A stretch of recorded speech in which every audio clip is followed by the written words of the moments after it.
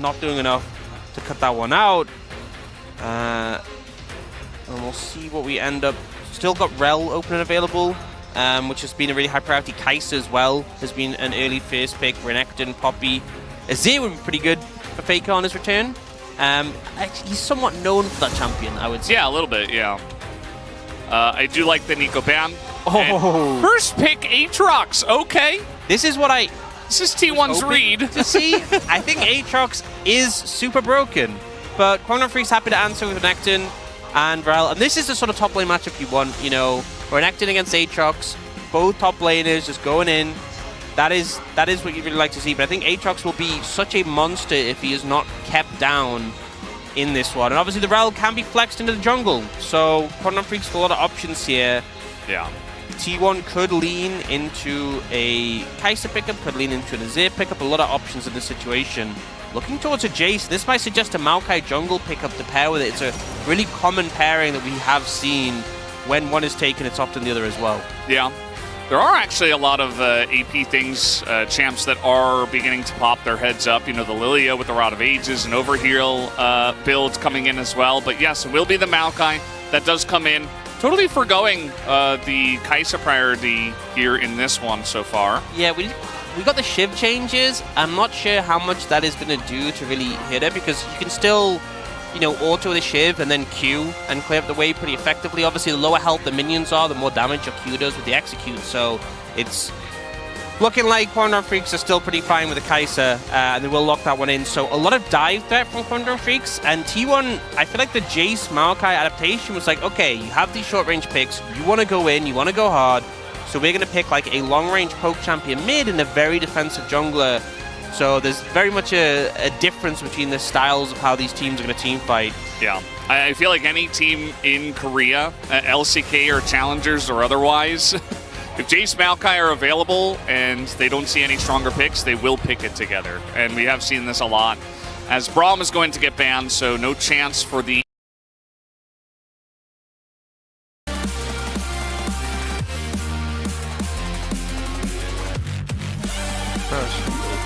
Yo, you guys know motherfucking Donald? Best hacker in the world.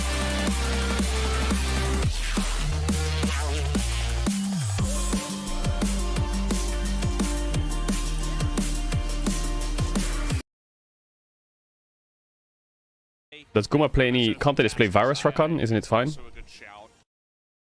Alistair for free? Unless you want to pick it up and play Kai'Sa Alistair, which can be a little bit dicey, but then you get both Rel and Alistair and you deny it away. Yeah, I feel like they'll probably just save support till 5. You know, you already know the enemy mid pick, so take mid on 4, and then on 5 you can ensure counter picks. So if they take Alistair, assume it's the Rel, you can flex the jungle, make it a little bit more uncomfortable. Azir gonna be banned.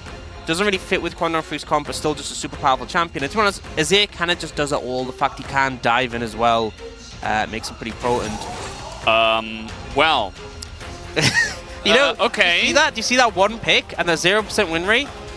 Do you know who did pick it before and has that 0% win rate? It's this guy, actually. It's this guy. It's Bulldog, yeah. He's like, look, it didn't work before, but they buffed the ultimate, so... Yeah, and he was playing it into a very old counter matchup into Azir, which is banned, and already we know that Faker's playing Jace, almost definitely, unless he's going to play mid Aatrox. We'll have to wait and see what he does play into the Xerath. Zeri popping her head up a lot more nowadays, and that's going to be the pick here. Was considering the Lucian, maybe try to go for a stronger lane, but instead it's just Zeri Rakan. Yeah, and I feel like he's had some moments where he was unwilling to pick the Zeri. I think a big example was spring playoffs, where they were just banning it consistently and not leading on it. He has picked up a couple of times this season, but I think the pick makes sense here. Gives you a lot of fall through in those longer fights, and Quantum Freaks are opting to go for the Kai'Sa and Nautilus, a really strong duo, put that Rel in the jungle, so a lot of lockdown. And, you know, as much as Xerath is very much a sit-back, play defensive champion, his ult gains so much power on this patch. The way it works now is you get more shots than you used to, and also every subsequent shot you hit, if you hit a target, increases the damage of the next. If you hit a target. If you hit a target. That thing is so hard to hit. look how much lockdown there is on Quantum Freaks. Yeah. All they have to do is everyone dives in, you know, Andal presses R on Gumisi, and then when he's knocked up, you just pressure on like 3 times in a row really fast. Yeah. That should be the plan. You know, if we're in the training tool, maybe that's you know, something potentially you can do. But I don't think it's going to work out quite that well. But yes, they do have a lot of lockdown, and maybe the Xerath will work. And you are kind of trying to match the Jace with just longer range in the lane, which is going to be interesting. I will say, I'm glad for Quandon Freak's sake that Ghost was nerfed. Could you imagine like Zeri with Ghost channeling over the whole fight, and you're trying to hit a single skill shot when she's at like Mach 11? Not ideal. Yeah, this is Bull Mom, by the way. Bulldog's mom. That's yeah. Her ID is Bull Mom, and she's here and all the time, always cheering on Bulldog and the boys. Yeah, and he's bringing out the Xerath today, making it a little bit spicy. Attempt number 2 to make the pick work. Yeah. Best of luck. You know, I'm sure it'll be interesting. It definitely will. This is a very fun first game we have. Faker is back, Bulldog's back on Xerath, and we are ready for a new patch. Let's jump out of the rip for game number 1.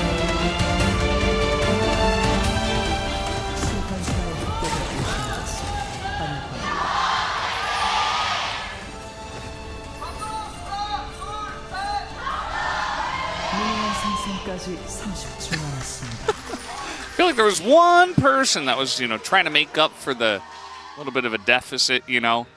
Maybe the Bull Mom? Maybe it was. Maybe it was Bull Mom. You know, rarely we get to appreciate Xerath skins, because rarely we get to see them, but that is like the astronaut one looks pretty cool. Astronaut Xerath? It looked like an astronaut sort of skin. Is that a skin?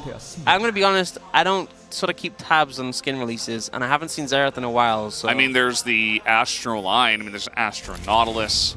We got the Maokai one. Look, he has like a little helmet thing. Yeah. It does look like it, right? I guess it is. We got the confirmation from, I believe, G-Sun, saying that, yeah, Astronaut Xerath. Didn't know it was a thing until today. And now you know, and you can watch Bulldog pop off and then be like, wow, that's really cool. I can use that skin too. Yeah. Or he'll go Could for happen. 6 and you'll be like, oh, never mind. I'm willing to wait and see. I think, especially in the game he played against the Xerath, was a little bit of struggle street because either he was way too far away or he was in Emperor Divide range, which you need to be in between those, absolutely. You need to be like kind of in range to ult and then follow up with some long range nukes, or, you know, not in melee range. And I think there are a couple of things that happened over the season that have helped Xerath. Like we saw Lost Chapter now 1,100 gold, which obviously once you get that, you can just basically wave clear infinitely. And also the change to, you know, the mid wave syncing with the side waves means that roaming's less of a thing, and Xerath hates roaming. He just wants to sit mid. At most, he walks a little bit and then presses ult. So I think those things definitely a little bit helpful. And yeah, this matchup, very Renekton favored historically. Yeah. And I feel like the buffs that we saw Aatrox get, a lot of them were with like AD scalings and also damage to minions that increases with levels. So likely going to see the benefit of the buffs only really come in later in the game. So yeah. Expect Duda to have the edge early.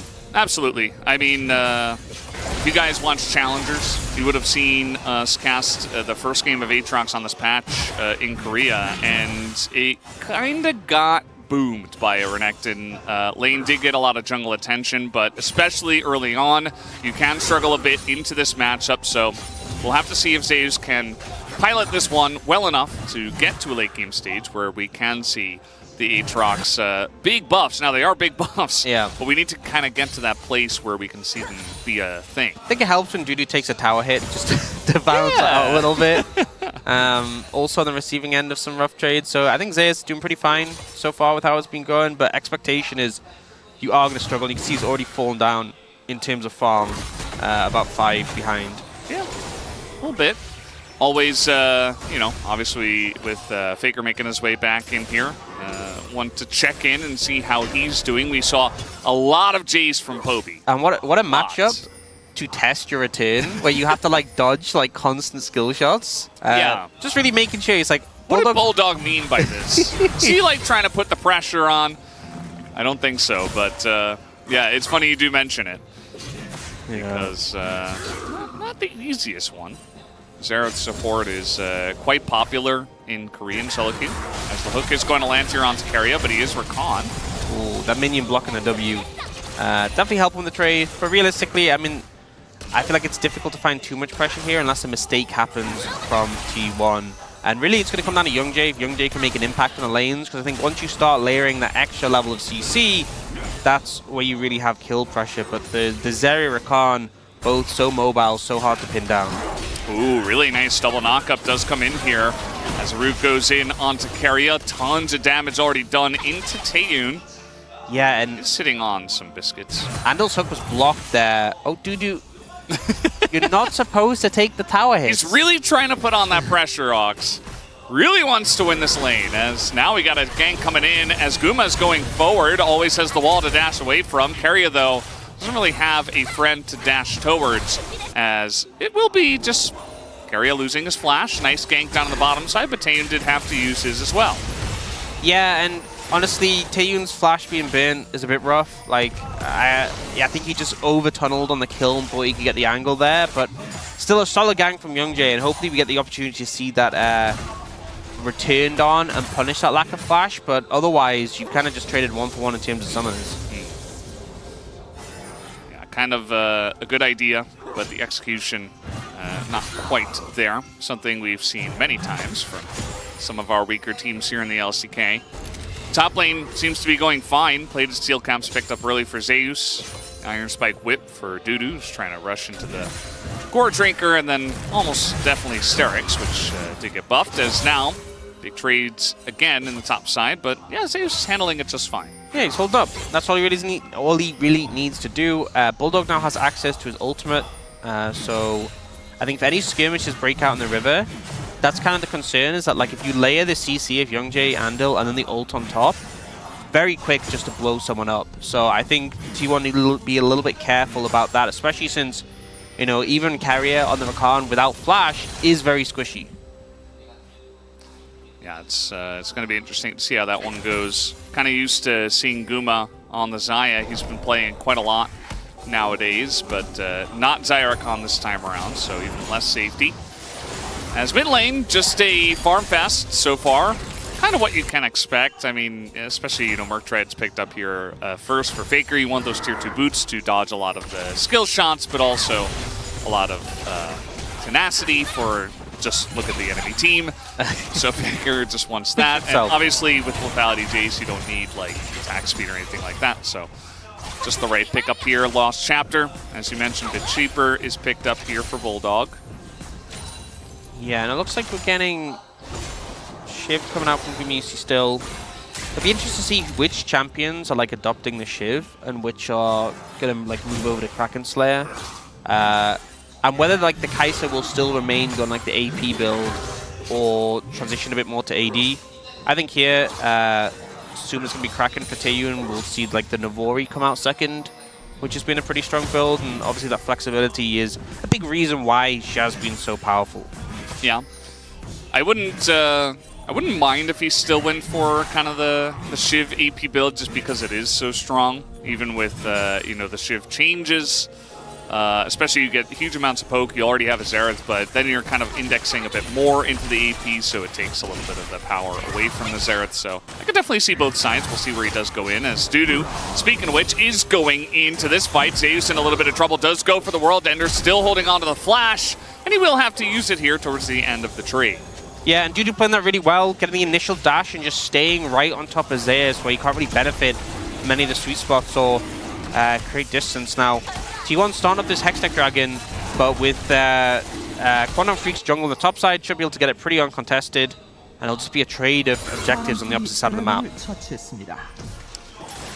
Top lane, a little bit of an issue at the moment. Already a plate going the way of Dudu, and he was taking an aggressive trade there and gets the win on that one. Youngjae gets the Rift Herald, as you mentioned. So definitely see a world where you could look to drop it in bot, try to get you know, the Kai'Sa even farther ahead and try to push this area away, or you could just try to double down on the top lane lead that you already have.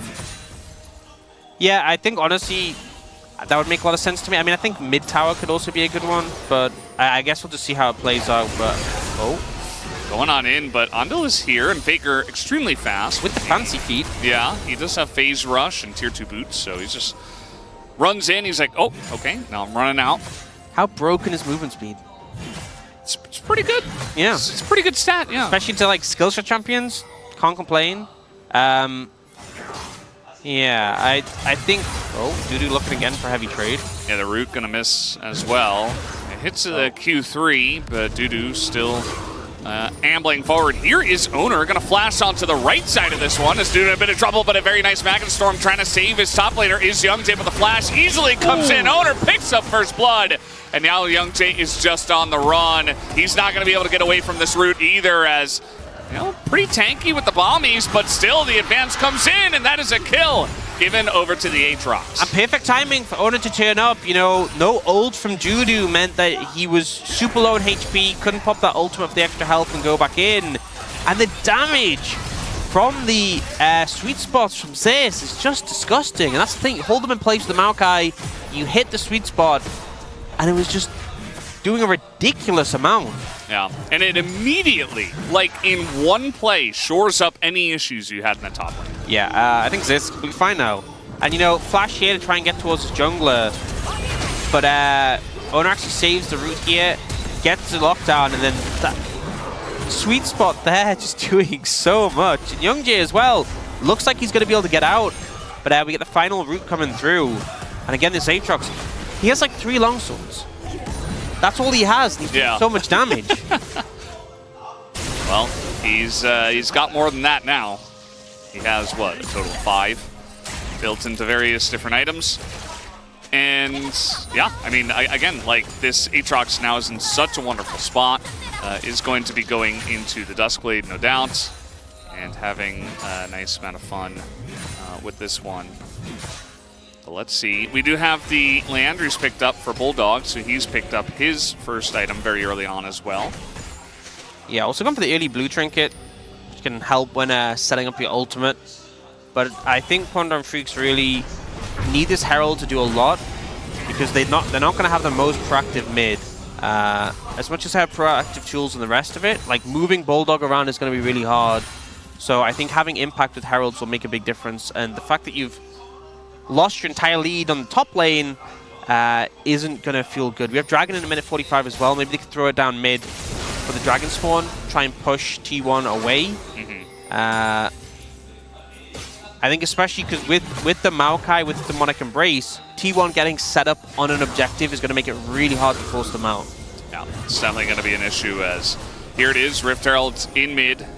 We do have the Drake in a minute and a half, so not exactly the timing for that, but I guess it's probably close to time now as well. Drake and Herald will take it at the same time, right? So Rel is going to get full gold for the plate. Yeah, but Youngjae is building Sunfire, so kind of based? Based on what?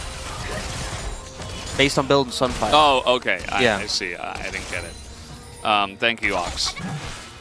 No problem.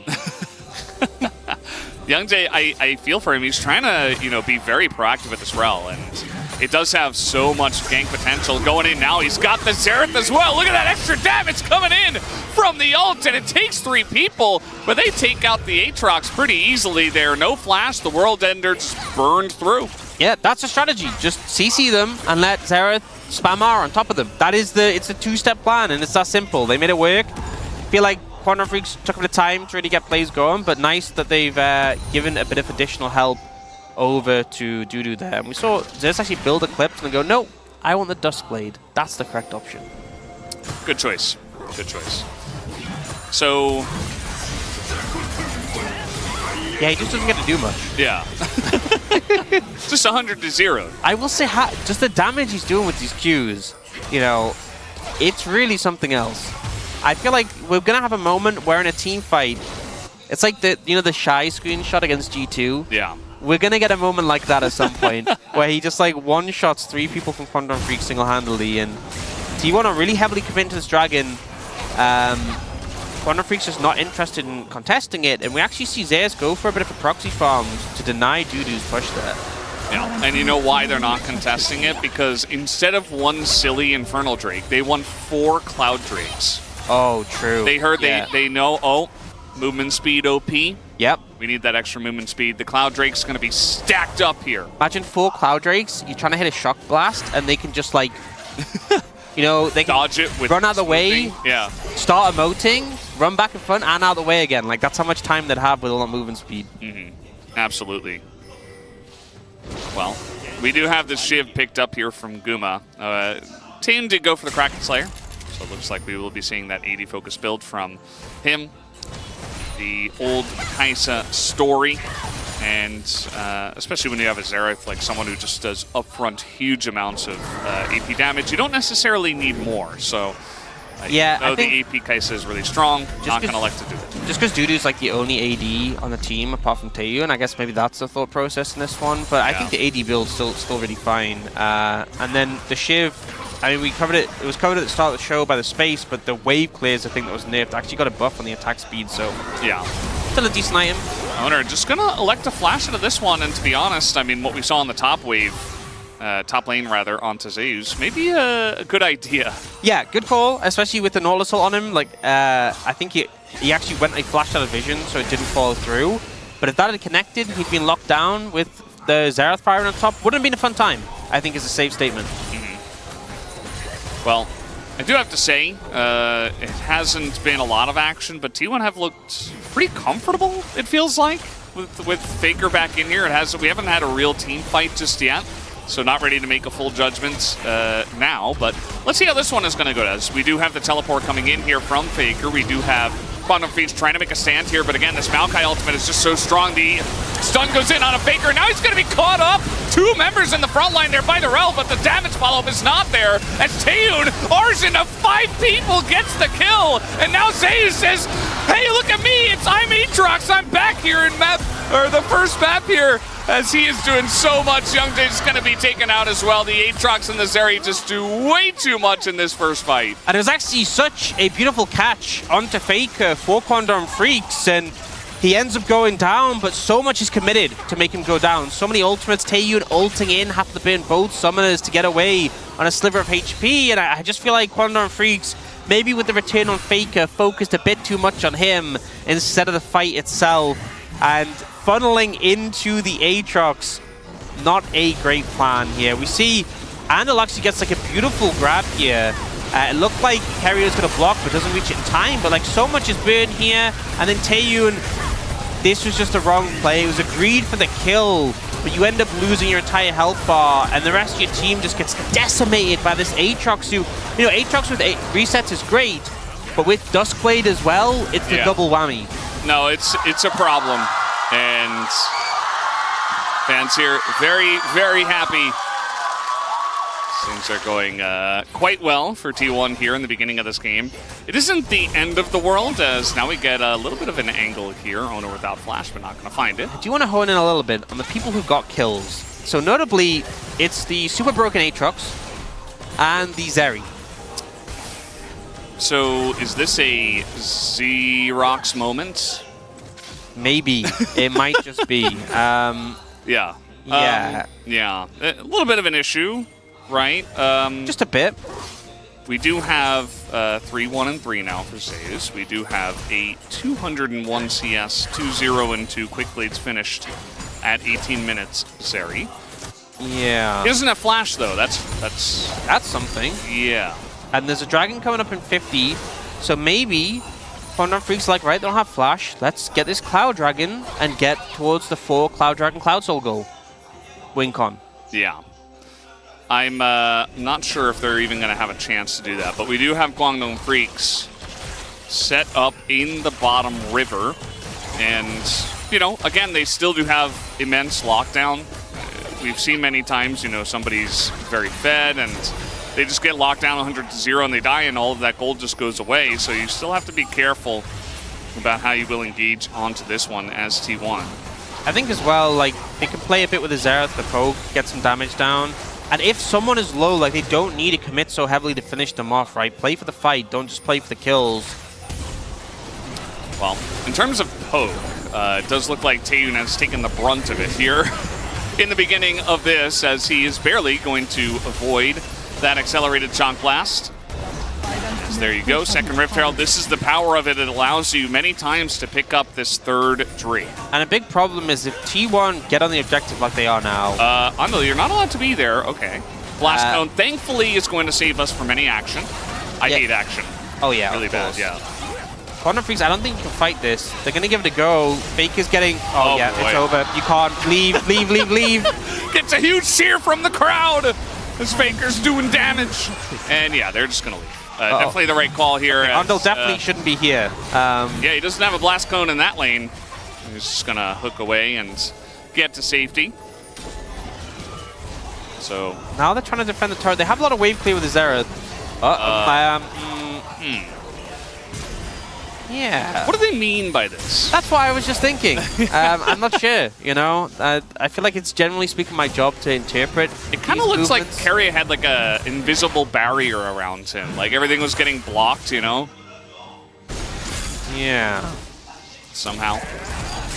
Yeah, I mean, the Dragon Goat over T1 means pretty close to having that potential soul.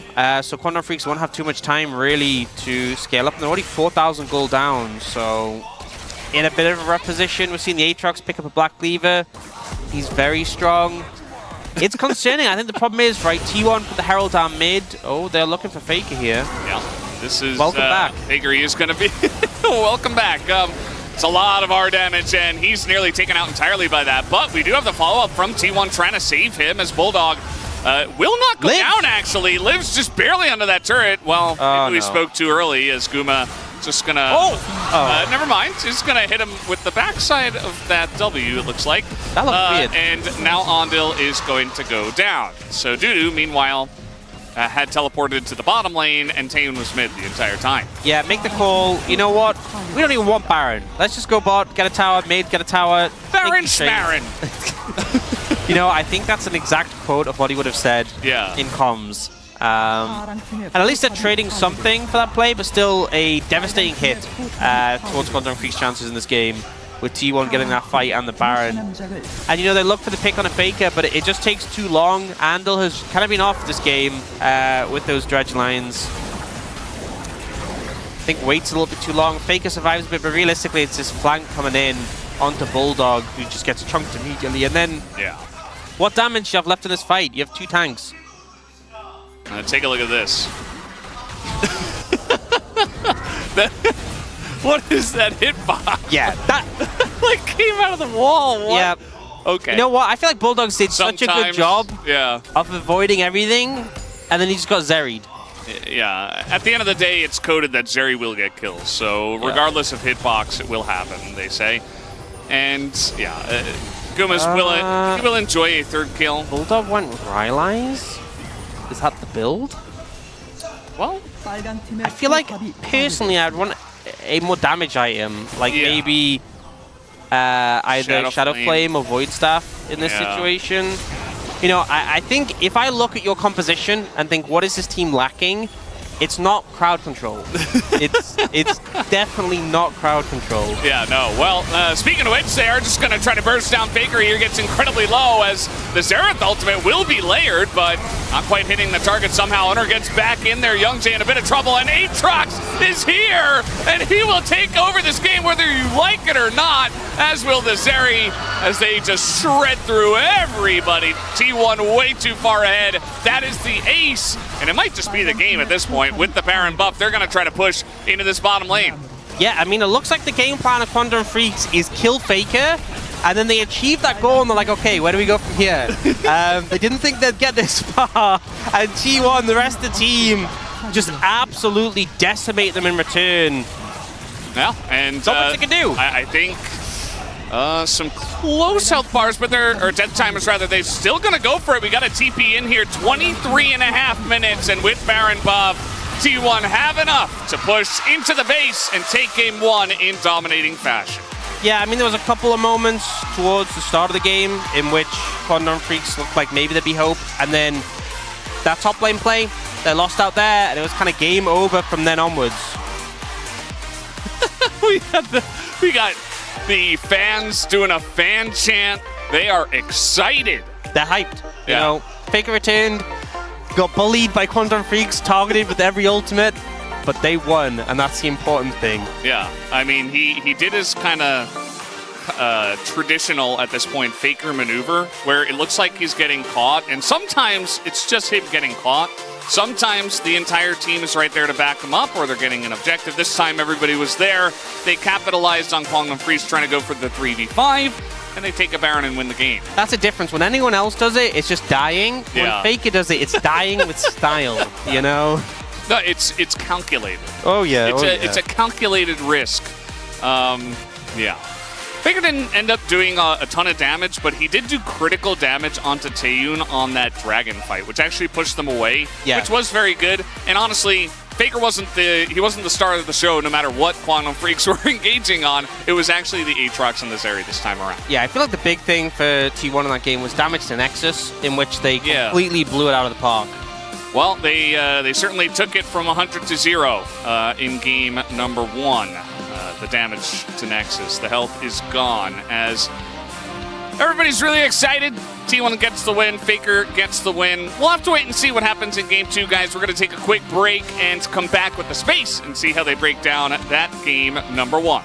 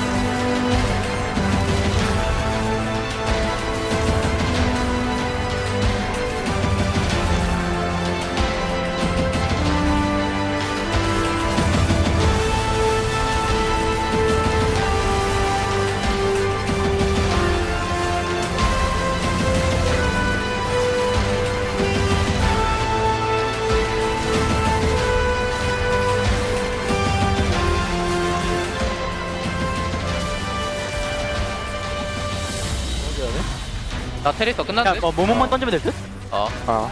본진의 면목만 해주면 될 듯? 노력해볼게. 맞지 마. 오른쪽으로. 어차피 얘네 부활해도 끝나? 라인이 얼마 없어서 잘해야겠다. 자, 하나 내가 들고 있어. 나 태 3초. 대만해. 끝났다. 타워. 나 많아. 1% 없어.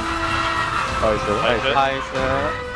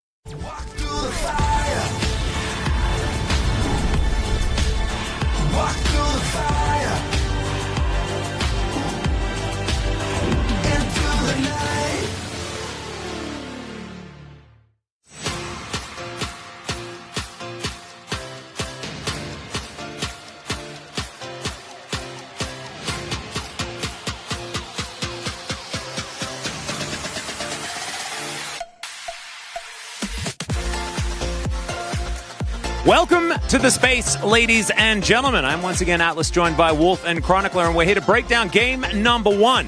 T1 taking the victory over Kwangdong Freaks in the first time of asking, with Faker back on the roster. And what do we think of the game, gentlemen? What do you thought? I mean, I thought it was a return to form for T1. Of course, the caliber of opponent still fairly low here, but I liked how they were able to prioritize the Aatrox, make a draft that makes sense for it, and also handle what was a kind of a strange draft from Kwangdong at the same time. And Kwangdong's mastery of their composition was definitely there. It didn't feel like they were just playing Xerath because it got buffed and Bulldog likes it. They clearly had a plan. It just didn't work out. Yeah, I think as well that obviously first thing that everyone's going to look towards is Faker. The main thing that Faker has brought has just been pressure in mid, and I think that was what was back, and that's why T1 immediately looked way better, because everyone that, you know, I've been very vocal, everyone that flames Poby, kind of cringe, don't do that. But Faker not being there and having an inexperienced mid laner that just doesn't hold up to any of the LCK mids meant that basically everyone that wasn't top or AD carry looked way worse. Yeah, and also Faker comes with the global taunt. Pretty much whenever Faker is playing ever he just makes people want to come and kill him. And so 80 carries fly into your whole team and die. Let's have a look at the draft here as the Aatrox was first picked, curiously enough. That's the main thing that I want to talk about, because we said Aatrox super busted. And fortunately, we got to see it immediately. I didn't expect it to get B1'd. Because I think that the buffs were mostly, again, towards his mid to late game. As soon as he finishes like an item, 2 items, he gets good. But if you get ahead of the curve early on, Aatrox can be truly disgusting, which we got to see here, which was cool. Yeah, I think that Quantum Freaks were a little bit concerned about magic resistance, so they built AD Kai'Sa instead of actually going into the AP build. But when the Zeri got locked in, it felt like it was a good opportunity to say, hey, yeah, you have Jace poke, but we have Xerath and Kai'Sa poke. Yeah, we can outrange you and outpoke you and keep the Aatrox at bay. And even though you can build some MR here as T1, I think it's not going to ultimately really be enough. And the range, I think, is greater value. So I'm a little bit disappointed they didn't fully index into poke, but I liked how they played the composition nonetheless. Yeah, let's jump into our first highlight and have a look at how it all started here, as this fight around the Herald really did set the pace that was already going towards T1. And the key thing here is to look at how the initial setup for the fight from T1 is. A lot of damage comes down. We've seen this Jace combination with the Maokai, but Faker actually gets hooked. Great hook from Andil. And if you play this slower, I think Kwangdong has a chance, but they don't. If Taeyeon is stopwatch, this play works like 100%, but he doesn't. So you can't do that. Can't go in like that, because this is the beginning of the end as the Aatrox gets so much further ahead. Yeah, getting so much money early too from that gank has Duskblade, and it's just incredible how much damage you can do. And I liked how they played around the Magnet Storm, right? Almost kill Faker, but just play it slow, like sit back. I could have. Yeah, Xerath? Yeah, and so many resources were already used by T1. They already used the Maokai ultimate. I think a little bit more patience there from the side of Quantum Freaks would have been advised. But Faker was on really low health, so you got to go in and you got to kill him. Let's have a look at our second highlight here, as this is honestly... Recurring theme. Yeah, the recurring theme of try to gank Faker. And this time around, they are able to actually get the kill. Ando doesn't find the hook, so Faker actually stays alive for a while, which means that Youngjae needs to help, which means that Bulldog actually tragically goes down here to a very rude Zeri hit, but would have died, right? Like, Guma could have just flashed, but I thought he deserved to live there. But that means no Xerath, no Andil, and that immediately leads to there being no effective front line. And they go in, and they're able to get the kill. The most important thing the most important thing to me about this moment is that it feels reminiscent of T1 at their best. Faker's pushing a side lane, being aggressive, and it looks like he's vulnerable, but the rest of the team is always there to back him up. And even if Faker does die, you always trade up, and this has kind of been a hallmark of T1. And since Faker's departure because of his injury, it hasn't looked like this at all. But you can see they're clearly decisive. They clearly have a plan when Faker's getting collapsed on of how to turn that around, and that's the T1 we know and love, so I'm hoping to see more of this. Yep, hopefully we see that in game number 2. First, let's see who gets the POG, and it will be Zeus on this Aatrox, an absolute no-brainer as he picks up his 7th of the season. And I think Zeus has been, together with Guma, the one who was able to keep it together the most, but was forced to play very aggressive. Seeing him get a B1 Aatrox and then pop off the way that he did, it works out incredibly well.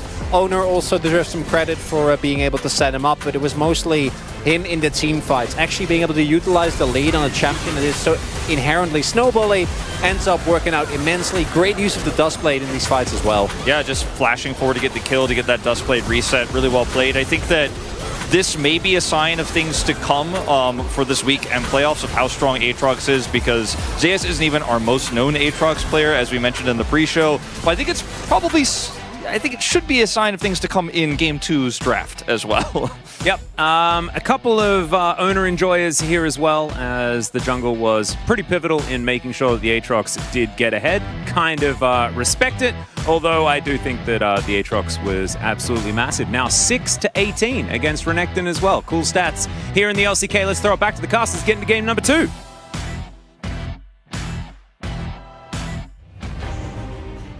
Thank you, Spacers, as always, for that awesome breakdown. As yes, it was kind of all about the Aatrox this time around, and Faker's huge gravitational pull for some reason. Why wasn't it Faker POG, right? For the you know, I was a little bit worried about one? media. I'm like, yeah, it's a nice little narrative vote. You're trying to get him up on stage, have a little interview with him after he makes his comeback. No. It's up to Quantum Freaks. If they want to Only deny the game interview, 2. they need to repeat that and just target Faker the whole game to ensure that he doesn't get the POG. That would be the I'm not sure what sort of victory that would be, but it seems like that was a game plan in game 1 anyway. A little bit, yeah. Yeah, I mean, I think the comp was interesting. I'm not really sold on the Xerath. Bulldog keep trying to bring it out. But I think ultimately it wasn't really down the draft that much. Aatrox seems super strong, I think it goes without saying. The Renekton matchup seems fine, but it's kind of one of these matchups where it's like, okay, we made one mistake, the game is over, because Aatrox is just disgusting in team fights. The amount of damage he was doing with those sweet spots was just absurd. He got very fed, and as the space did point out, there were some mistakes that allowed it, but it was just, again, it was just like another launching platform for the Aatrox to ascend even further. So will there be any focus in the draft? We do know that the Guangdong Freaks and CV Max a little bit stubborn in the drafting, saying, well, guys, play it better this time. So do it the same, but better. We'd like some focus on the Aatrox. Just ban it away. You picked red side. I'm not sure why, but if you're going to, ban Aatrox. Okay.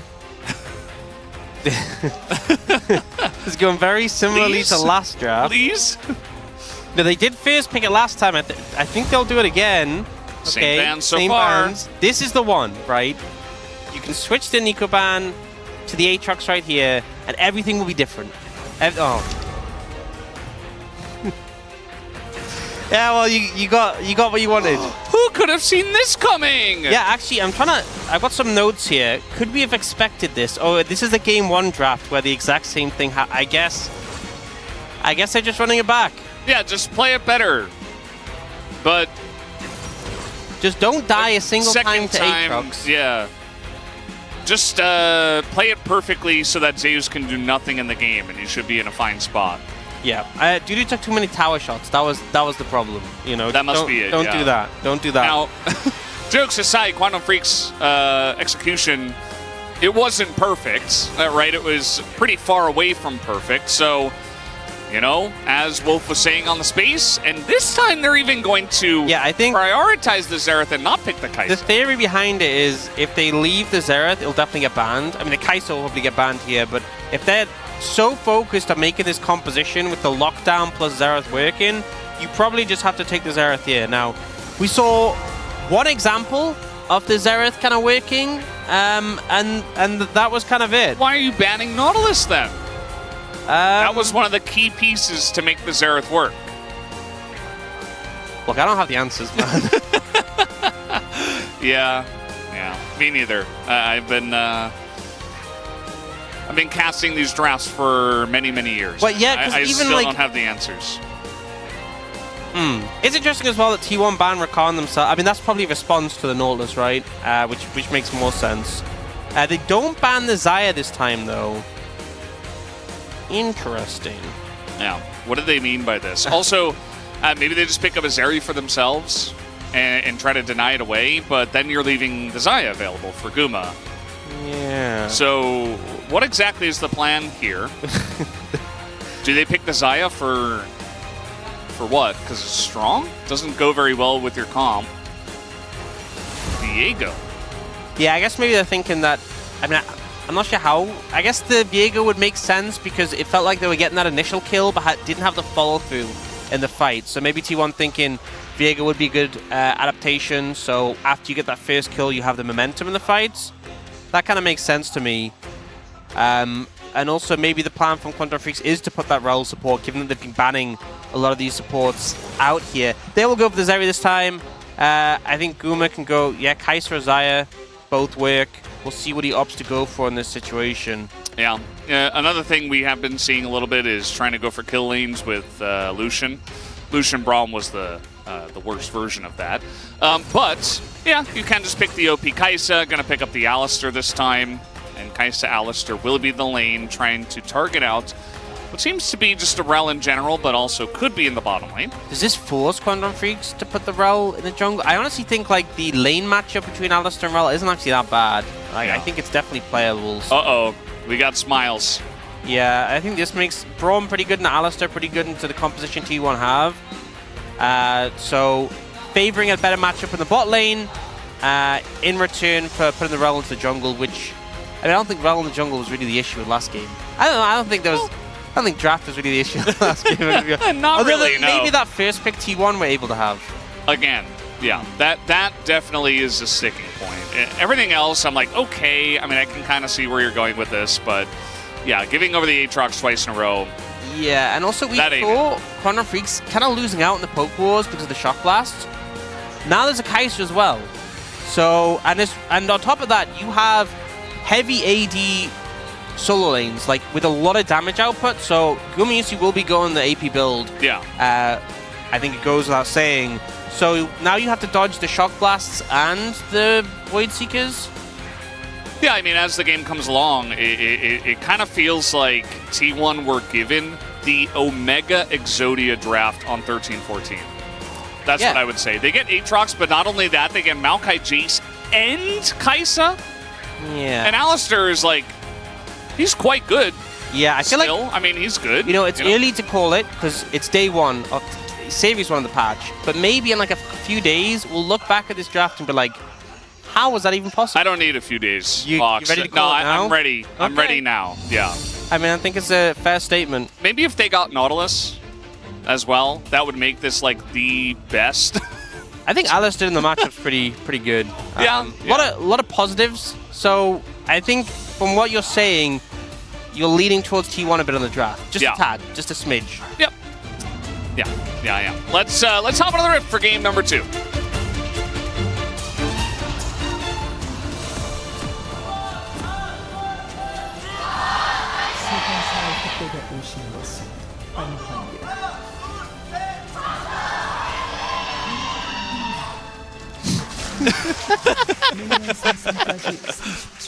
I hope that is Bull Mom, actually. Because if it's not, I mean, I don't know.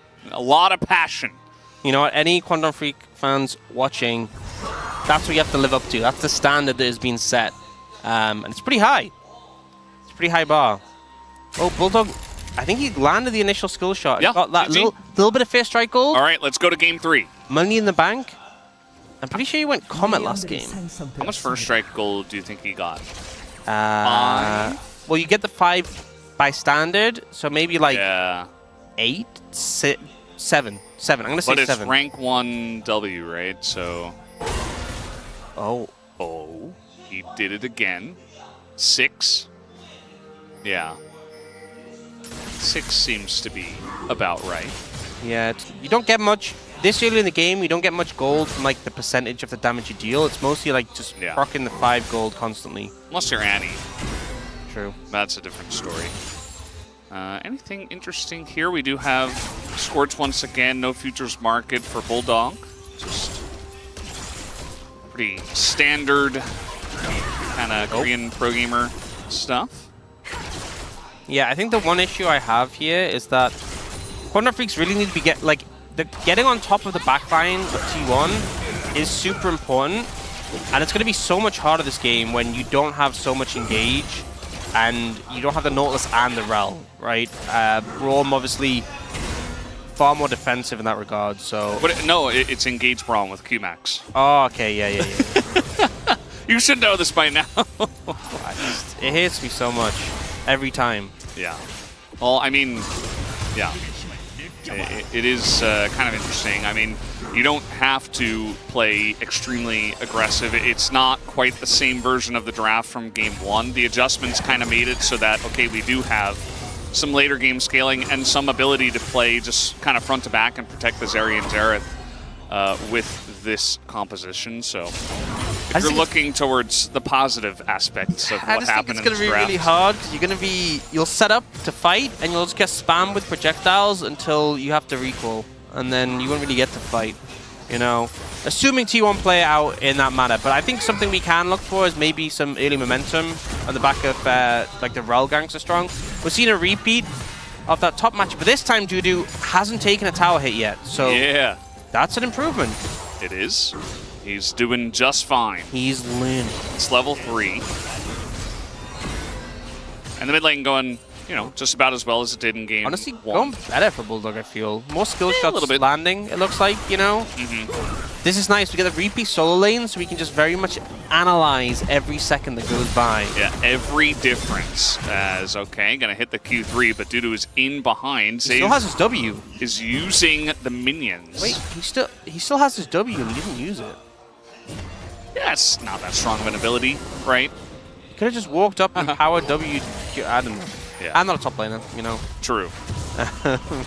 You have some games of Renekton support, though, on your 5th ult. I saw them. Oh, yeah. Yeah. Gotta practice these things. Yeah. Gotta make sure you know the tech. It's, you know, it's a really good lockdown champ. It's all about those engaged supports nowadays. Yep. Just CC them. That's all you have to do. Yeah. I also feel like one thing is that we haven't really seen the impact of the Ghost nerf because everyone's been taking cleanse because it's super high value, but it'll be interesting to see how that actually ends up impacting the meta, particularly for champions like Zeri, who can end up being like really reliant on it. Yeah. I just feel like cleanse is just really good in this case. So, as you're mentioning, Cleanse is really good. It's very good in general, but imagine if they just removed cleanse, like how broken Leona and blast plants. That way we could actually get action in the game again. You're pitching it still. I remember when, you know, stuff used to happen in my League of Legends. Back in my day. Old man shakes fist at Cloud. Yep. See, that one pretty good because this time he used his W. So that helps, yeah, it does. You definitely want to use that when you're trading. That's the difference maker in this situation. This time, Faker did not have enough to go for Merc Treads end a tier, so just Merc Treads, a longsword, end a tier. Yeah, and Bulldog's got an early reset off, but didn't get the Lost Chapter, but still has his TP up and available, so if you can trade heavily, get the reset in, and then TP back the Lost Chapter, be pretty good. We do see Ona spotted an award here. Could we get a 3v3? Bulldog has ult, by the way, already. We definitely could. Trying to get in onto the Maokai, but the crash down not going to land. Does poke him with the spear, but trees don't generally care about that. So, yeah, you need an axe on a tree. I think, you know, just poking it with a spear won't. Sap will come out, and that's about it. Yeah, maybe. You have to poke it really hard. Yeah.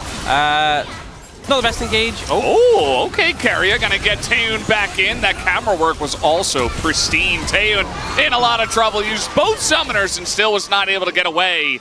As now Owner looking for one more twisted advance, probably will have enough, but the pulverize is enough. Carrier does take a 3rd shot, but it doesn't matter. It's 2 kills for the T1 bottom side of the map, when in fact Owner picked up both kills. Yeah, really solid engage, and the fact that Taeyoon and Andal were on top of each other means you get the double pulverize. Oh, Faker went in 1v2. Yeah, trying to make a statement. This is the last game. This game is about me. Yeah. He sees those 2 kills picked up in the bot lane. He's like, no, I need the POG. I need to make things happen. This is my return to League of Legends, not Guma Carrion Owner. Yeah. Okay? He's establishing himself. Yeah. Re-establishing himself. Interesting angle to go for that. As you did mention, teleport advantage to Bulldog. It's not as punishing as a top lane, but it's still definitely a big thing. And Bulldog is going to be able to just take that trade and take Faker's flash and then just teleport back to lane. Nice. Gotta see some Maokai clearing. Yeah. I'm glad we get a little bit of this in the game, yeah. Just like a little segue before we go to the replay. But yeah, really nice from Carrier. Make sure you can get both of them in this situation so that Andal can't help out and defend. Andal also shielding, I would say, a suboptimal direction is how I describe it. And then the cooldowns come back up to get the follow-up kill, so really nicely played by Carrier there. And because he got the Q flash and then headbutted Taeyoon back, there was just no way you could escape. I think if you went for a combo there, then definitely a chance that Taeyoon gets out. And Carrier is just, he's really sending a message here. You know, the space they were talking about, all that mid-pressure that was coming in, it doesn't feel like the mid-pressure is really what allowed him to go for that play. Yeah. But certainly Carrier is looking much better here in this series so far. Faker said, Carrier all in now. And then he did it, right? I see. If Faker wasn't there, then that play couldn't have happened. I get it. All right. Yeah. It's called shot calling. I don't know if you've heard of it. Well, apparently they haven't for a while, but things are going well. And yeah, I mean, as was also mentioned, Quantum Freak's on a very large losing streak. I think it's 8 games in a row and 8 matches, I should say. I think I said earlier that they were like 4-2 in this sort of movement. They were 4-4. Yeah. Which is still pretty good. It's still quite good. What they are now. Well, 8 losses in a row will do that. And here comes Carrier. Now he's level 6 with Moby Boots, so he is ready to party. He is. Oh, he's going for the big flank. He is so fast, like he can just sprint at them in the top side. So you know what? Young Jay and Duda, they just walk away. They're like, well. Hey, look, there's 2 level 6 supports, except Young Jay's not a support. He's a jungler. Oh. He's the same level as Carrier. Support champion. Support champion, true. Every champion's a support champion when you think hard enough about it. Even Renekton. Yeah. And yeah, I mean, at this point, T1, they haven't taken that Drake on the bottom side with the advantage they got. They're probably just backed, but instead they just group up. They get Carrier up in the top side, level 6, able to secure a Rift Herald for free. And we'll see if they can get both objectives from here, as I don't think they're really in a position to take the straight Quantum Freaks from here. Oh no. Oh, here we go. The Nature's Grasp as Dudu doesn't even find a way out of that one. Doesn't even elect a flash until he gets onto the turret, as does do a nice combo here onto the tree, but it doesn't matter as that sword is quite long. Zeus is going to use it to cut down the Croc. Yeah, and so you know how last game Quantum Freaks got the edge in top lane and then T1 countered? This is like that, except they didn't get the initial edge. Yeah. So it's just, yeah, it's just going worse. And now Zeus he's hit the, kind of the, I think from what I've assessed of the new Aatrox, if you get 1 kill, you just win the game. That's what we saw in the last game. So he's ticked that box. He definitely has. And it's been mostly free lane, as another engage going to come in here onto Taeyun. Taeyun just kind of shrugs that one off. Yeah, a lot of confidence not to go for the flash. Bit of unfortunate timing from Carrier on the dash, but Taeyun playing with fire on that one. Faker low on mana here, just going to back away. They were trying to set up for a play, as now we are proxying waves once again as Supercharge comes in, but Gumiusi is still on the run, does have to flash as Ondel just make his way in with the engaged Braum, trying to set it up. And that was their one opportunity, because now Carrier is looking for the flank. Yeah, and Onus here as well. X-Flash on cooldown, he's trying to get that one back up. Owner biding his time. There's no vision over here for Quantum Freaks' bottom lane, as they're just going to call it off. They say, well, we can just get the Drake instead. There's no mid laner right now. Yeah, I mean, Bulldog did recall then, but I think it's kind of a good call because... Oh, okay, well. I think diving a Braum, risky. Especially if Bulldog is in range to ult. Could very quickly go badly. So they'll just take the Dragon, satisfied with that one. And Youngjae not really having much impact this game, especially compared to Owner. Trying to find a window into the bot lane here. And you need to start making something happen for Quantum Freaks. Baker's really trying to put on that pressure. And that is, again, the one thing that he really has been able to do in the games has been put on the mid pressure. That's what you want out of this chase, especially when your opponent picks Xerath. And unfortunately is kind of losing the poke trades. The Rift Herald will be dropped in, takes out a couple of plates. Looks like all that gold did go over to Owner, though. So he can fuel his sapling damage build. Yeah. Although, to be honest, it's probably just... Hey, Leandri's next. Right? Probably not, sadly. Well, actually, probably for the best, to be honest, but yeah. I think T1 already have a lot of these towers pretty low across the map. Mid's already pretty chunked out. A lot of damage done top, so I think honestly they can just be pretty proactive in making plays and looking towards his Herald in 2 minutes 20.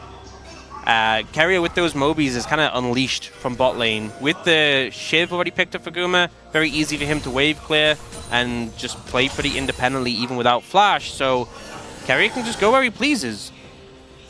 Yeah. He's unleashed, he's out the pen. Where he pleases is mid lane currently.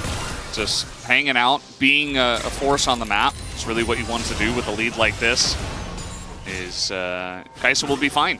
Just let her clear waves and press her auto Q over and over and over again. Now we do have Youngjae. He's still really trying to set this one up. Let's see if Guma sniffs this one out. He does have Carrier down here for now, but not a lot of vision. Don't walk up, don't walk up, don't walk up! Yeah, there it is. Magna Storm comes down. The engage Braum is in, but unfortunately, Braum is not very good at engaging, as the stun will get down on Takaria, who will sacrifice himself in trade for that. So a nice setup here by the Kwangmung Freaks. Yeah, really solid play. Oh, looking for a bit more though. Faker's moved down and Andal takes a lot of damage. QMax Braum didn't have his E available, so he wasn't able to block that. Yeah. But still a positive play from Quantum Freaks. It kind of felt like the game was slipping away from them. As much as they don't get Gumayusi, yeah, they get a couple of plates, they get a kill onto the Zeri. All positive things. And now they're resetting, and a minute till Herald means we'll likely see both teams start to move members up to the top side of the map. It's looking like it. Zeus keeps on engaging, or invading, rather. Yeah, it's just, again, if this was like another champ, it'd be a lot easier to layer the CC and Gumayusi, but he gets a flash out. They do make it very hard for the Alistar to play the game, because even with the ultimate, you're just going to get slowed and stunned constantly by the Braum, so they at least got something out of that one, even though they don't get the 2 kills they'd probably hope for. Zeus just gliding around the mid lane. Looks like he's going to glide his way down to the bottom lane. So with his teleport, he's going to get in position to match his top laner. And Quantum Freaks, I know every team loves to fight over second Rift Heralds nowadays. It gives you a lot of pressure on the Drakes at a very critical time in the game generally. But I'm not sure if they're ready to fight this one. Well, do you know what's the only way to find out? By fighting it. When they fight in this game, yes, I do agree. Let's see if they do. Yeah. Certainly they are posturing for it. Yeah. Okay. Of course they are. Why did we even ask? I don't know. Well, we do know that they are setting up for this one. We do have kind of a broken up Quantum Freaks. That Shock Blast is going to go wide. Faker has taken a bunch of damage. That's the objective given over to T1 already. As Owner, not super tanky at this point. You do see the flank from Aatrox. Zeus has a little bit of a target on Bulldog's back, but the rest of the team just going to take out Owner, as that one was not very clean from T1. But they do get the Rift Herald, as Quantum Freaks will take down the T1 jungler. They get the Herald, which is the important thing. It was kind of a weird setup, because Quantum Freaks actually had better positioning for the fight, but also Taeyun was kind of just like hitting Herald so that Owner could smite it, which was a bit of a weird one. Just helping out, you know. Yeah, assisting T1 with their secure, but regardless, Quantum Freaks get a kill, but T1 get the bigger prize in the Herald. We can see the replay coming out here. So yeah, Taeyun just keeps hitting the Herald, even though their jungle is nowhere near.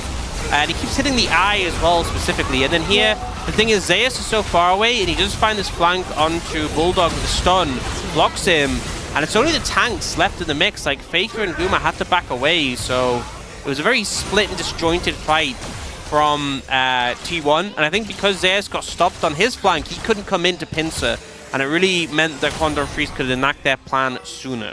Yeah, definitely a bit of a weird one. I think the main thing is that we kind of talked about this in the last game, but T1's comp wants to be on the objective first, and it felt like they gave way too much space over to Quantum Freaks. Yeah, and a nice little wrap around both sides, but Zeus kind of removing himself from the fight. As now, speaking of being on an objective, Taeyun going to take out this control ward. And we do have a play for this Hextech Drake. I just saw the nerfs in action. So Gumayusi autoed the wave, and it didn't kill the casters, and he had to press Q after that to kill the entire wave. Oh no. It's such a nerf, such a hit. Not his Q. I feel bad for him, you know. He has to suffer. Yeah. Like the rest of the champions. Yeah. It's for the best. Well, let's see this. I mean, Quantum Freaks are going to be on this objective first, and they will start it up. They got Control Ward in the pit, a great setup. We do have a nice little flank angle here from Zeus, but it will be matched by Dudu, who's going to mark his target for now. Bit of damage already coming in from the Aatrox. The Nature's Grasp is big. They get onto the backline, and immediately the Xerath is just gone. Who could have seen this coming? As Taeyun does have a nice position, but he's alone. It's a triple kill for the Kaisa, and Faker will pick up one. Perhaps a couple media votes on his way out, as that will be 2-1 smashing the Drake fight. They just annihilated them, and this is a problem. It's so hard to protect this Xerath, and as soon as he goes down, like the rest of the comp just crumbled around it.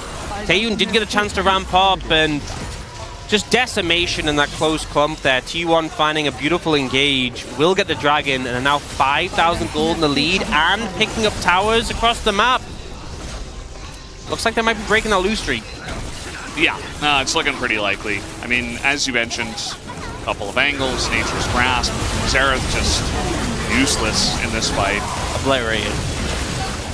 Yeah. And then a beautiful knockback from Faker to interrupt the dash. Yeah, like I kind of said, stumped you gotta get those media votes in early. Oh yeah. In the game, just to make sure. We'll see. But yeah, kind of. You know, if you're gonna fight something like that, you need to know that you have your flanks marked, and you can't just let. And also the ult free from entry Ona, from T1. No one blocked it for Bulldog. You know, so he got rooted, and then he was just dead. Because the thing is, because he got rooted, Kai'Sa could ult in, and it's just guaranteed that the Aatrox can get on top of you and land all the Qs. 6,000 gold lead in 19 minutes. Yeah. No Baron yet. So we thought in game 1, I thought maybe leaving the Aatrox open was a mistake, and then in game 2. They had to make it very clear that it was a mistake. So now we all know. Although, to be honest, you know, I'm saying that. I don't think Aatrox was really the issue there. No, I mean... But maybe Xerath, they can give it a rest. This is the 3rd time. It's looking like it's going to be 0-3. Zeus trying to put on the pressure. Here's the Xerath gank coming in from the bottom lane. Run, Bulldog! Oh, no. Oh, wait! Okay, he is going to flash away. He should be fine. As the Never mind, Xerath's take him broken. down. Xerath absolutely broken. Hey. Also, free Baron given over to T1, although they do elect to not go for it, as TPs are available from Bongnam Freaks. Yeah, well, I just saw Xerath kill Aatrox, therefore Xerath over Aatrox. He's going Rylai's again. Oh, God. Is he just like allergic to doing damage? You know, that used to be the old build, right? When they did interact with each other. Leandri's Rylai's. I think it's just like you're like, I mean, I guess it's a little bit AP from Taeyun, but like you could just be doing so much damage here. Yeah. You could be trying to dunk as hard as possible on the Kai'Sa and even the Jace, who's not going to have a lot of resistances. Yeah, and also Xerath has really high base damages, so you get a lot of value from like a Shadow Flame. Yeah. I don't know. He'll be slowing him up. Here we do have the T1 Baron. It is being taken at 21 minutes. They spot young Jace, so Nature's Grasp just gets him out. It's a free Baron. Keria gets in the back line and delivers a free Zeri over to the enemy team. That's going to be the end of him. And maybe the end of this game, guys, is into the back line. Bulldog, that's a nice little shield from Anvil, but a flash will make it irrelevant, as that will be 4 kills over to the side of T1, as they will look to push top and mid. Yeah, I mean, they managed to get the Baron. They don't do it immediately when there's members. Congratulations to Guma. Yeah, I mean, Kai'Sa always a good one, pick up multiple kills. I feel like in that situation, they don't do the Baron immediately when they see 2 members bot. As you mentioned, the TPs were up.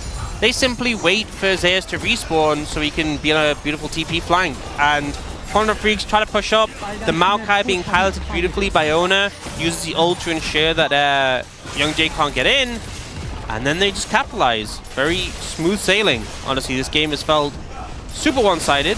And we can see here, like, the owner ult stops Jungjae from getting in. And how is Bulldog supposed to position here? Like, he ults, and it just kind of guarantees that Zeus is going to be able to run him down.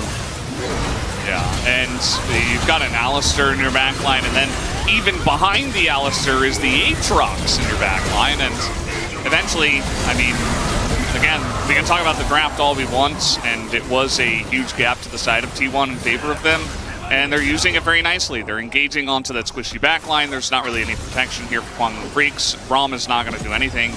And yeah, I mean, the game is essentially over. T1 not really being tested, I feel like, in their first series with Faker back, but I think, as you mentioned, nice little win to catapult off and kind of get some momentum. This team needs to rebuild, right? If we're going to be real in terms of like the confidence, the momentum. This T1's been going through a rough spot. Oh, Engage comes in. Yeah, they're trying to go for this one again, but the Maokai and the Jace coming together to get some huge damage down. Guys, this is so over. Like, it's 11,000 gold right now, 23 minutes into the game. T1 looks like they're just going to end it here. Yeah, I mean, I don't think there's anything that Quantum Freeze can do in this situation. The ult's going to come out. Gumisi dodges like all of Yeah. consecutive hits not really coming in there.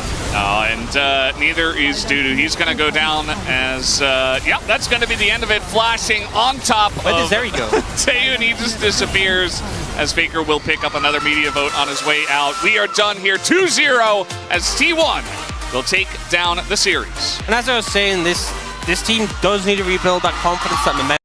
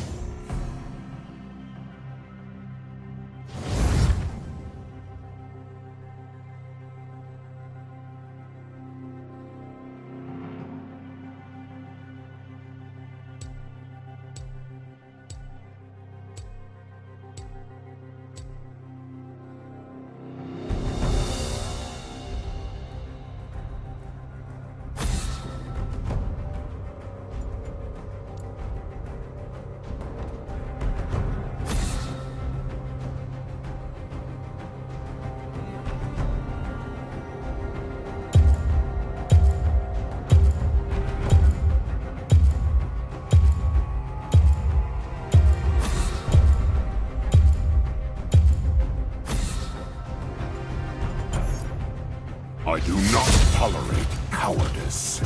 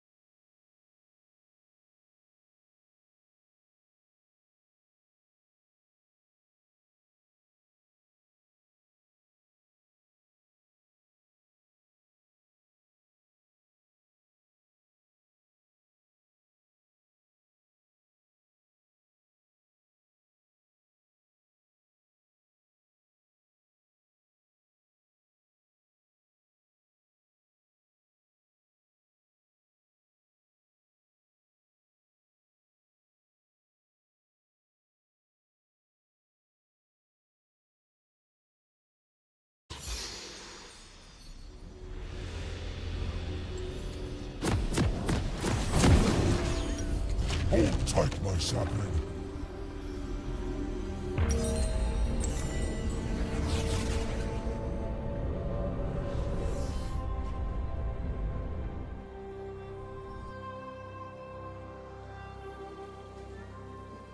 Welcome to Summoner's Rift.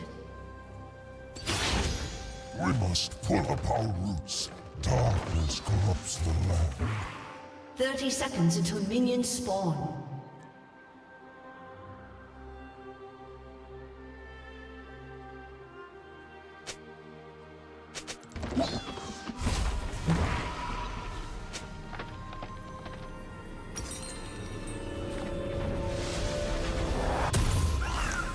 I will punish their wickedness.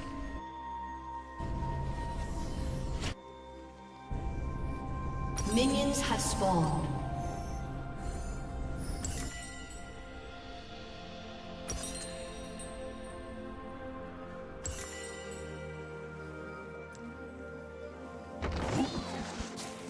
Patient as a tree.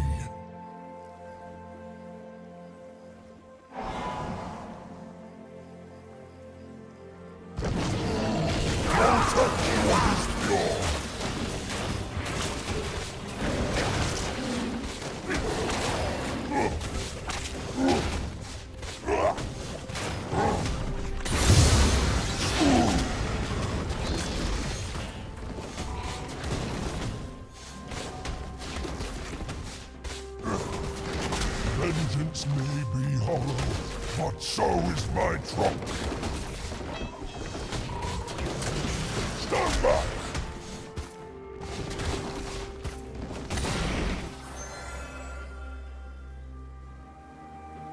This will leave splinters!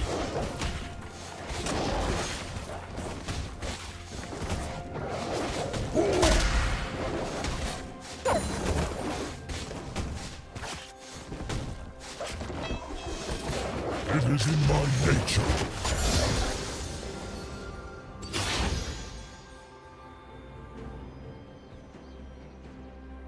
First blood.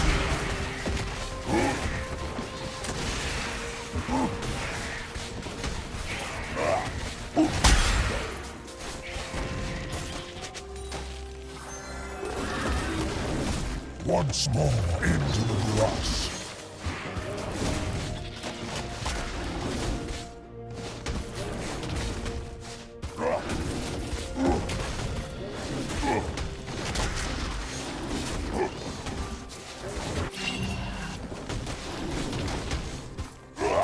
Stand back!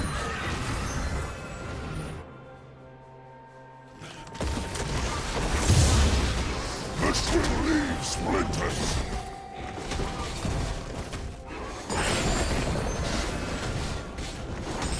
The mist haunts my every move, yet I resist.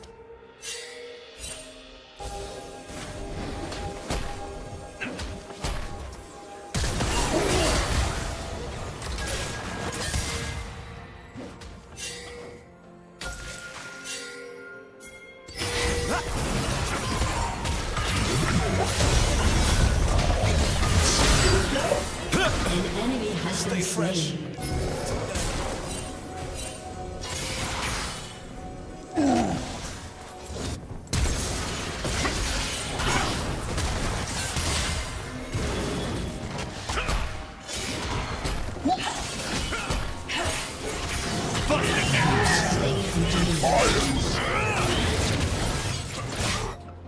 Shut down.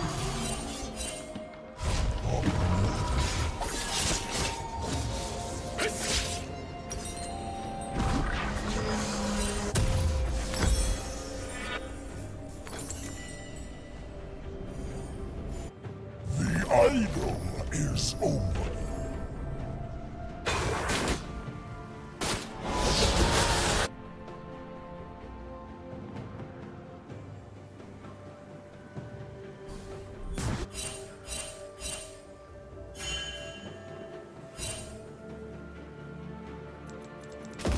Defile the road.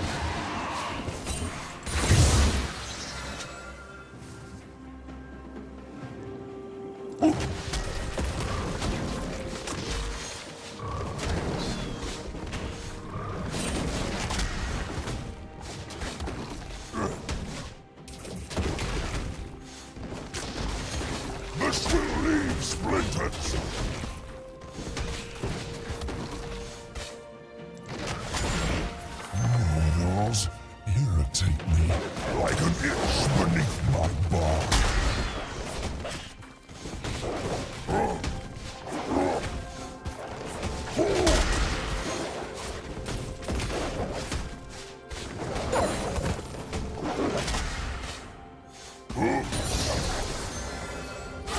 I will show them what was lost in the nation.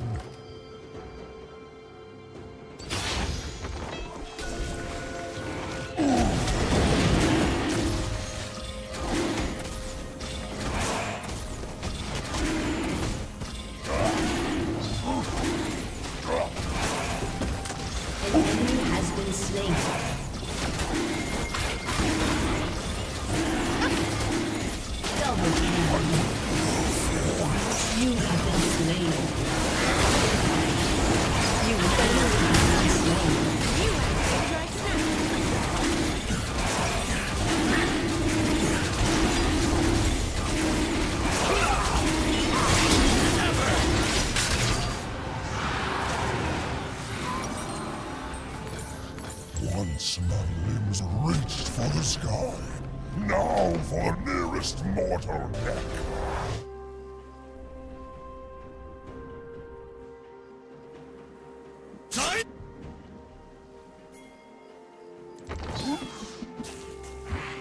Stand back!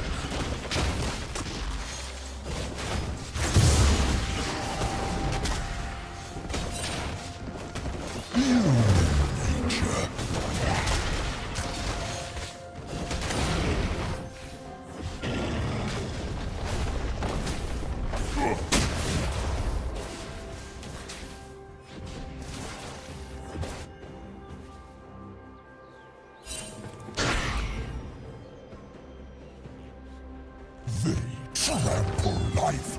I will trample them.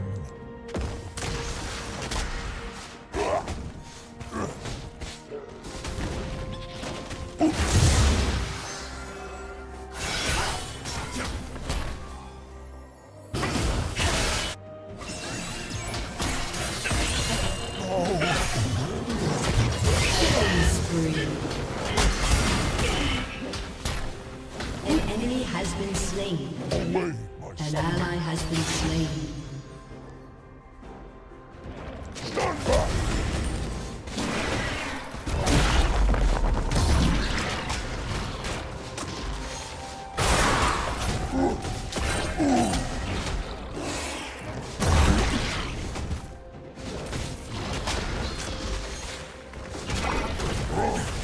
I do nature's bidding. Slain.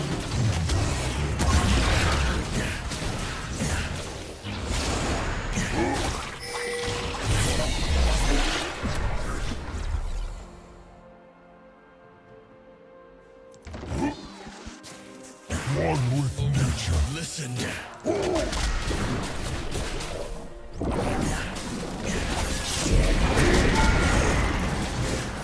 Into the forest. I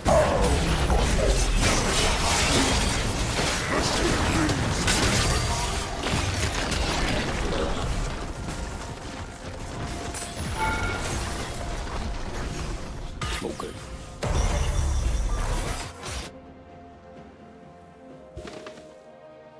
Once they were human, now they are only in my way. An enemy has been slain.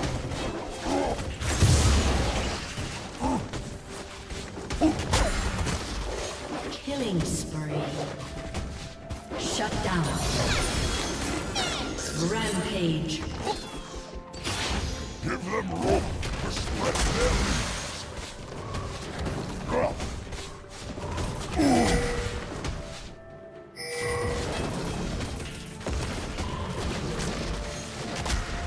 Life here existed in time before death. An enemy has been slain.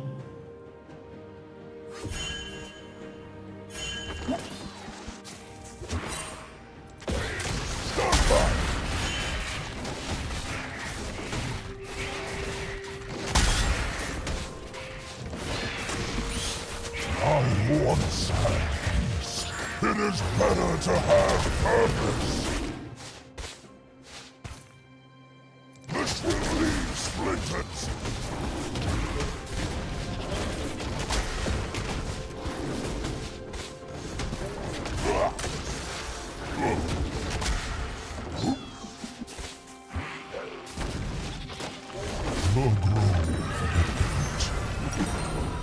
Your team has destroyed a turret. Reckless mortals. An enemy has been slain. Can't touch me.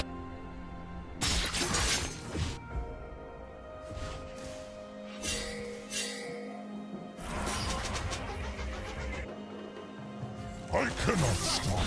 The forest needs me. Has been slain.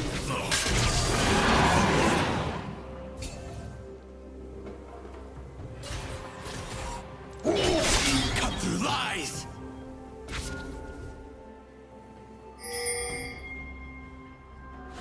I cannot find peace, not even in the smallest.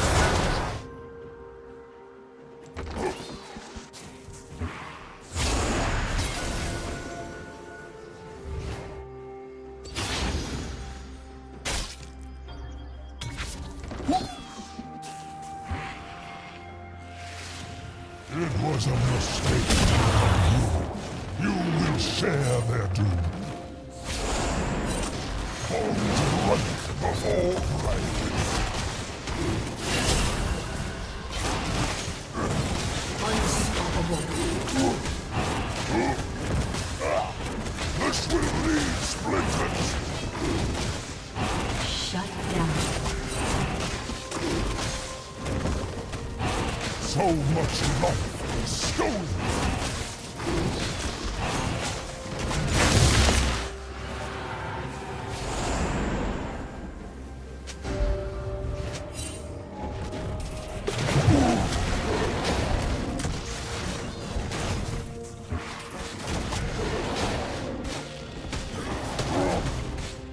An enemy has been slain. Has fallen as men have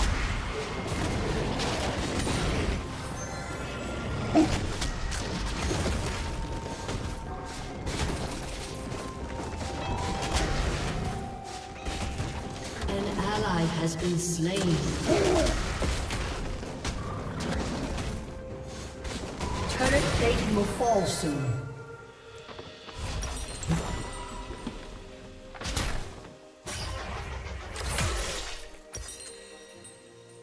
If I have Enemy already killing lost, spree. I will take them with me.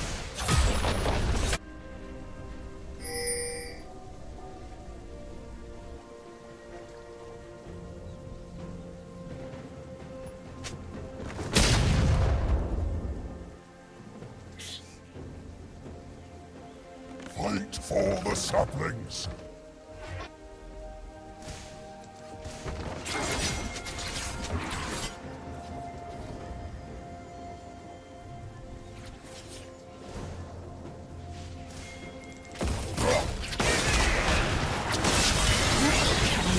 As a tree, Your team has destroyed a turret. they all scream.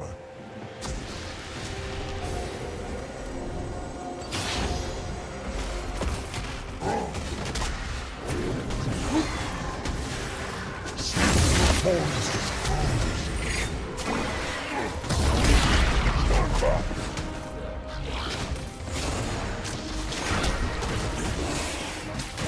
I'll show you twisted.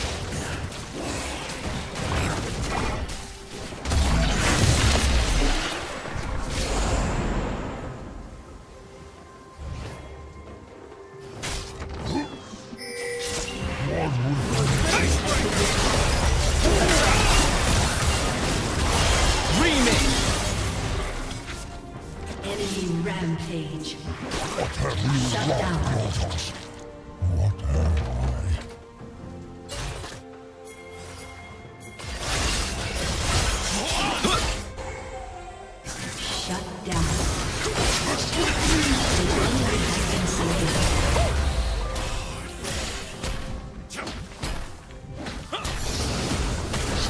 This is not peace, it is death.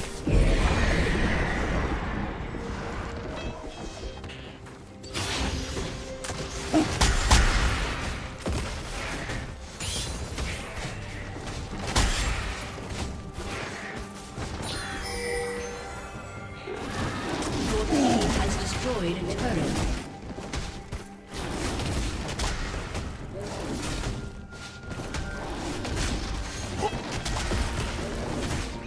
Rooted out.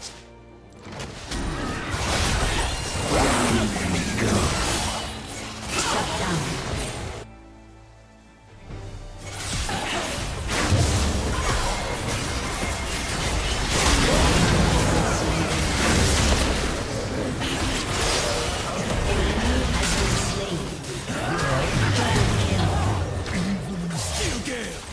Humans fear.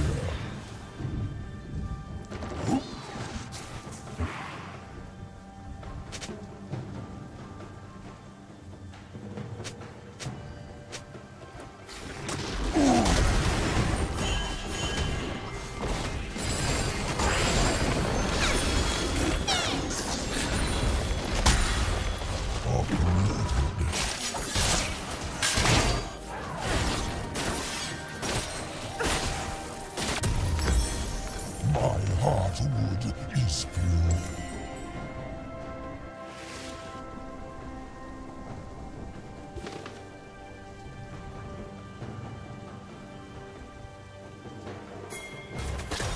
Get ready.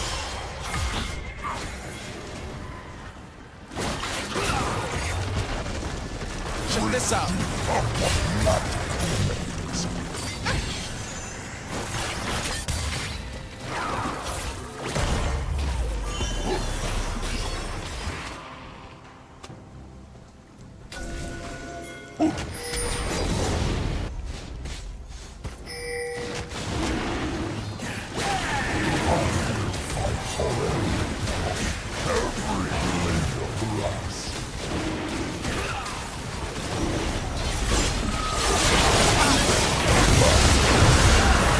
Replay. Rampage. Yeah. An enemy has been slain. An enemy has been slain. Conceals darkness. Your team has destroyed a turret. This will leave splinters. Ace.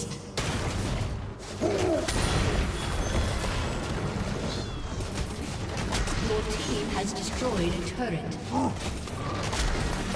We must pull upon this. Darkness corrupts the mind.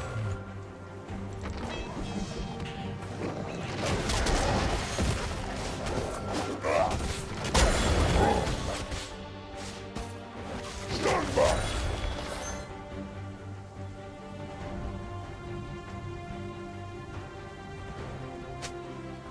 I will punish their wickedness. Killing spree.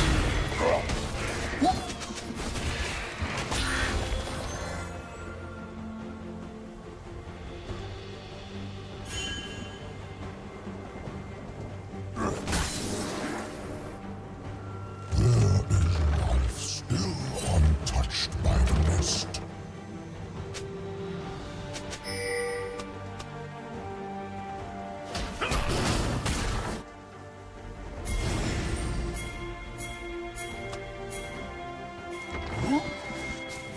Patient as a tree. It is easy to unknown. Your team has destroyed a turret. An ally has been slain.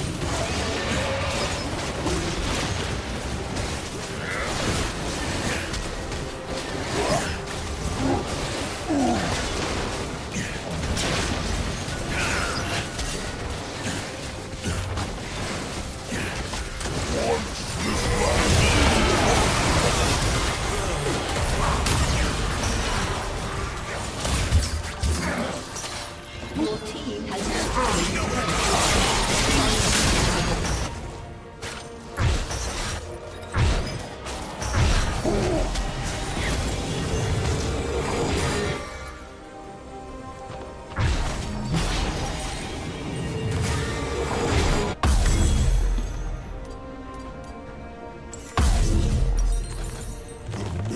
counts my every move, yet I resist.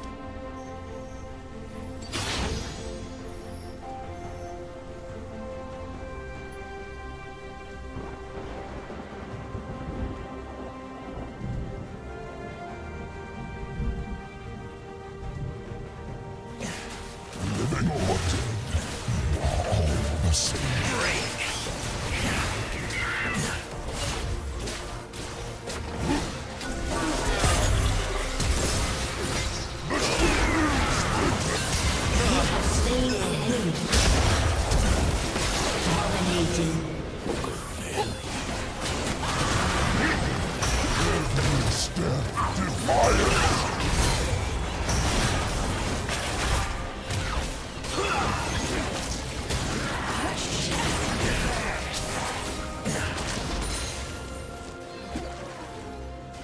Your team has destroyed a turret.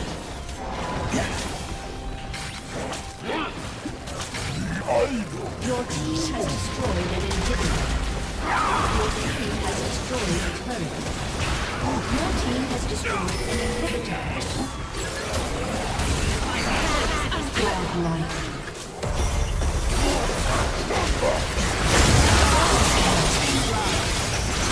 Your team has destroyed an inhibitor. Triple kill. Like an itch beneath my blood.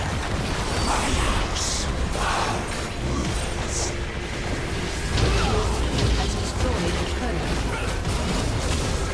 Your team has destroyed a turret.